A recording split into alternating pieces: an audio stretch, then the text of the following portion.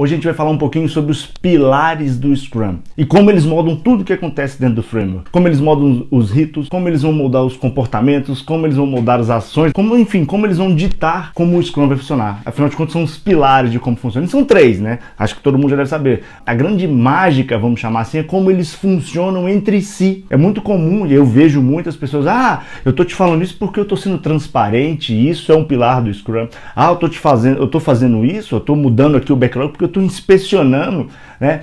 Eu estou adaptando aqui porque mudou um requisito. Enfim, esses são os três pilares e a gente não deve tratá-los isoladamente, porque eles isoladamente não funcionam. São pilares. Você tem um teto, vamos falar assim, né? E os pilares, eles seguram esse teto, né? Então, se você tira um pilar, a tendência dele cair, ou seja, eles têm que funcionar em conjunto e não isoladamente, né? Então vamos entender um pouquinho a relação entre os pilares e vamos ver como eles vão moldar o comportamento do time Scrum, do Scrum Master, enfim, de todo mundo que estiver envolvido no ambiente onde está rodando o Scrum. Bom, o primeiro deles é a transparência, né? A transparência, por si só, ela se autodenomina, né? Transparência é ser transparente, mas não só ser transparente, é ser transparente, ser organizado e padronizado.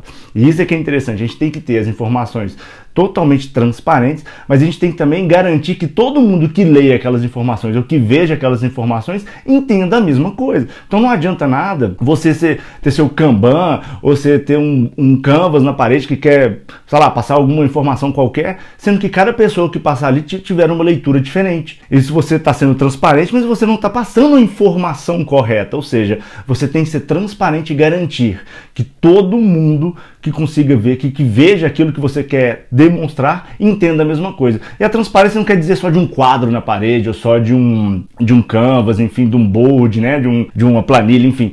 A transparência ela tem que ser em tudo, nas informações de uma maneira geral, para garantir que todo mundo tenha o mesmo entendimento. Então, por exemplo, se você tem um alinhamento de roadmap com o seu PO, com o seu cliente, esse alinhamento eles tem que estar transparente, né? Ele tem que estar transparente para o time, ele tem que estar transparente para todo mundo que está envolvido naquele ambiente. Ou seja, a transparência para garantir o quê? Que a informação vá fluir em todos os ambientes, em todas as pessoas, de uma maneira muito organizada e padronizada para que todo mundo tenha a mesma leitura e ninguém fique fora ou desvinculado de uma coisa da outra. Ou seja, transparência não é colocar uma coisa na parede, é ser transparente, né? O segundo dele é a inspeção. A inspeção vai garantir que você esteja verificando a todo momento se os artefatos que vocês utilizam estão agregando valor, se o planejamento de sprint está indo na direção certa, se o refinement está acontecendo de uma maneira correta, se os papéis estão funcionando da melhor maneira possível, né? Se a sua meta do sprint está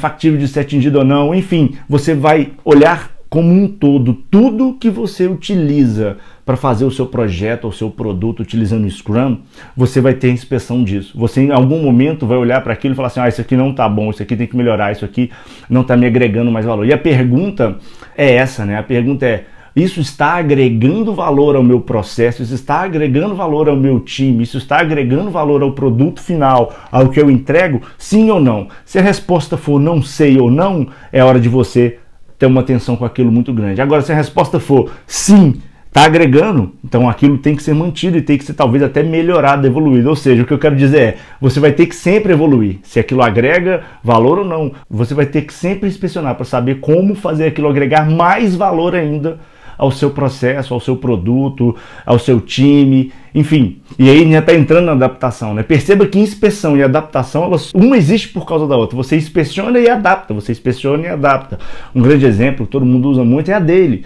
A daily você está ali, você está inspecionando, né? O time ele está inspecionando como está o andamento do progresso do seu sprint para fazer o quê? Alguma adaptação, alguma correção de rota. A retrospectiva é a mesma coisa, você está inspecionando todo o seu sprint para ver correções de rota, né? Agora o grande lance que a gente tem que entender é o seguinte, a inspeção ela tem que acontecer no momento que algo não vai bem, ou seja, ela tem que acontecer o quanto antes, mas ela não pode acontecer a todo momento. Porque se eu inspeciono a todo momento, eu tenho que automaticamente eu vou gerar uma adaptação a todo momento, ou quase a todo momento eu vou gerar uma adaptação. E isso por si só, eu inspecionando, adaptando, inspecionando, adaptando, inspecionando, adaptando, inspecionando, adaptando, eu vou parar o meu time. Eu vou começar a travar o meu time, porque o meu time não vai ter mais ritmo de produtivo. O meu time vai estar sempre inspecionando e adaptando. Ou seja, você tem que sim inspecionar o quanto antes, mas você tem que inspecionar e adaptar no momento certo, né? Ou seja, você tem que fazer as coisas que agreguem valor e inclusive inspecionar e adaptar. Agora perceba um negócio, você só vai conseguir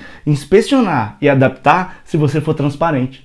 Né? Se você tiver o pilar da transparência, ou seja, se as informações estiverem organizadas, se as informações estiverem padronizadas, você sim vai conseguir bater o olho em alguma coisa e ver se aquilo agrega ou não valor e fazer uma adaptação. Perceba que os pilares do Scrum, eles funcionam em conjunto e não isoladamente. Tá ok? Então, os pilares do Scrum, eles têm que funcionar em conjunto. A transparência, a inspeção e a adaptação, elas só existem porque elas são três, elas são uma somatória. Lembra que eu falei? São pilares que vão sustentar o Scrum. Então, essa é a dica de hoje, esse é o conteúdo de hoje. Aqui é Roberto Brasileiro, do métodoagil.com. Curta a página no Facebook, se inscreva no YouTube, no canal do YouTube, e o objetivo é compartilhar a experiência.